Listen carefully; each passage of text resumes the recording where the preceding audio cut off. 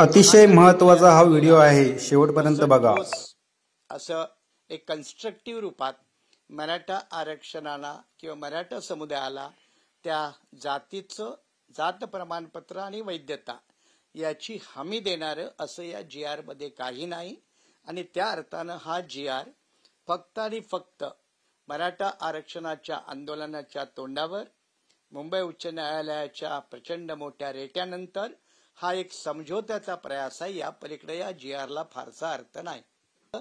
या जी आर मध्ये जरी आरक्षण मराठा बांधवांना आप्तेष्ट नातेवाईक यांच्या आधारावरती देण्याचं आश्वासन आहे, परंतु ते कायदेशीर दृष्ट्या पूर्ण होण्यात अनेक अडचणी आहेत. याला कास्ट व्हॅलिडिटीचा प्रॉब्लेम येईल, याला न्यायालयात आव्हाने मिळेल आणि न्यायालयामध्ये हा जी आर त्या दृष्टीनं टिकणं फार कठीण आहे. ते मराठाची पण आकडेवारी आहे, कुणबीची पण आकडेवारी आहे, परंतु या जी आरला पुन्हा न्यायालयामध्ये आव्हान दिलं जाईल आणि याची वैधता तपासली जाईल. तो टिकला तर ठीक आणि नाही टिकला तर हा जी आर रद्द होईल. आणि त्यामुळे घाई गडबडीमध्ये, ज्याला आपण इंग्लिशमध्ये हेस्टी डिसिजन म्हणतो, अशा पद्धतीचा हा 2 सप्टेंबर 2025 हैदराबाद गॅजेटियरच्या आधारावर त्याचा संदर्भ देऊन या प्रकारचा जी आर काढलेला आहे. आणि त्या जी आर मध्ये मराठा, कुणबी मराठा आणि मराठा, वास्तविकता जी आर काढायला सरकारला अधिकार असतो. त्याच्यानंतर तो जी आर कॅबिनेटमध्ये पास करावा लागतो.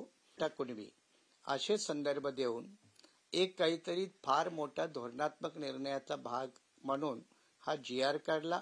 जरांगे पाटील यांच्या आंदोलनाची थोडीफार प्रतिष्ठा वाचवणं हे सुद्धा सरकारनं स्वतःची जबाबदारी मानली. प्रकारे जी आर काढून गॅजेट लागू करण्याचा अधिकार सरकारला आहे का?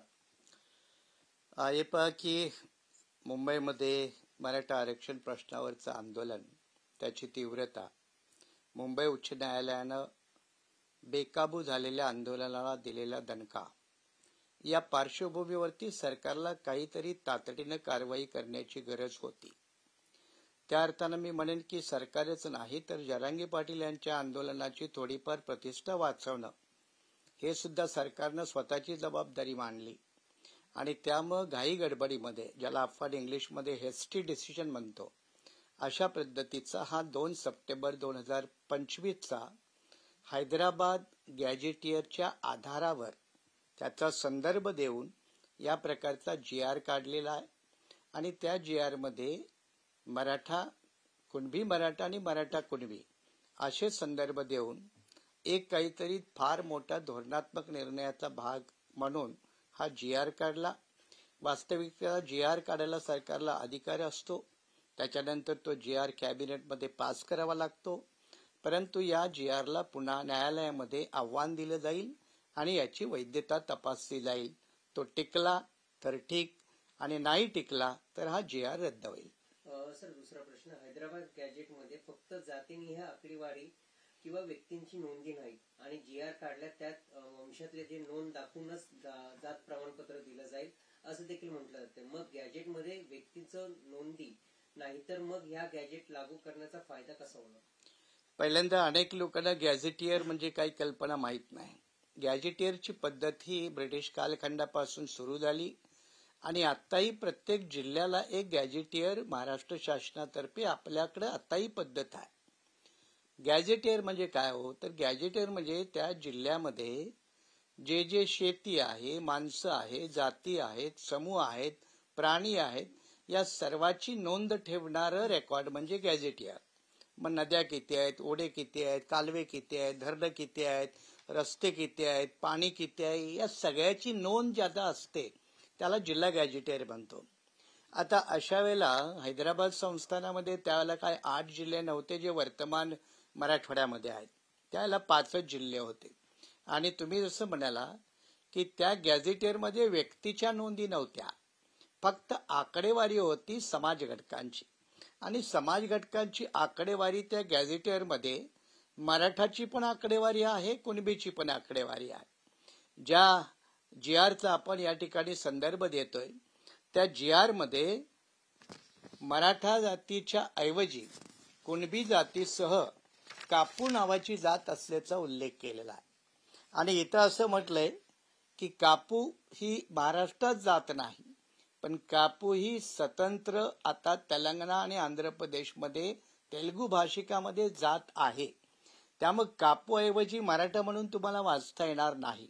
आणि त्यामुळं या GR मध्ये जरी आरक्षण मराठा बांधवांना आप्तेष्ट नातेवाईक यांच्या आधारावरती देण्याचं आश्वासन आहे, परंतु ते कायदेशीर दृष्ट्या पूर्ण होण्यात अनेक अडचणी आहेत. याला कास्ट व्हॅलिडिटीचा प्रॉब्लेम येईल, याला न्यायालयात आव्हाडी मिळेल आणि न्यायालयामध्ये हा GR त्या दृष्टीनं टिकणं फार कठीण आहे. सर, तिसरा प्रश्न आहे, हैदराबाद गॅजेटमध्ये फक्त जातीने आकडेवारी आहेत, व्यक्तींची नोंदी नाही. मग वंशाची जे नोंदी दाखवणं तर बंधनकारक आहेच, मग सरकारनं नवीन काय केलं? हा म्हटलं की हा जो GR काढलाय त्या GRच्या प्रस्तावनेमध्येच म्हटलेला आहे त्यांनी की हा जो GR आहे तो या अगोदरच्या धोरणाच्या आधारावर, आणि ते धोरण आहे 18 जुलै 2024. म्हणजे 18 जुलै 2024चा जो निर्णय आहे त्याच्या आधारावर थोडंसं मॉडिफाय करून जातीची सर्टिफिकेट देण्याची प्रशासकीय व्यवस्था थोडीफार बदल करून हा नवीन GR दिलेला आहे.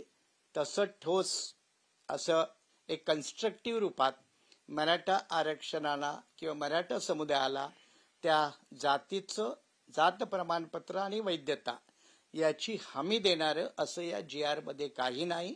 आणि त्या अर्थानं हा GR फक्त आणि फक्त मराठा आरक्षणाच्या आंदोलनाच्या तोंडावर मुंबई उच्च न्यायालयाच्या प्रचंड मोठ्या रेट्यानंतर हा एक समझोत्याचा प्रयास आहे. या पलीकडे या GR ला फारसा अर्थ नाही.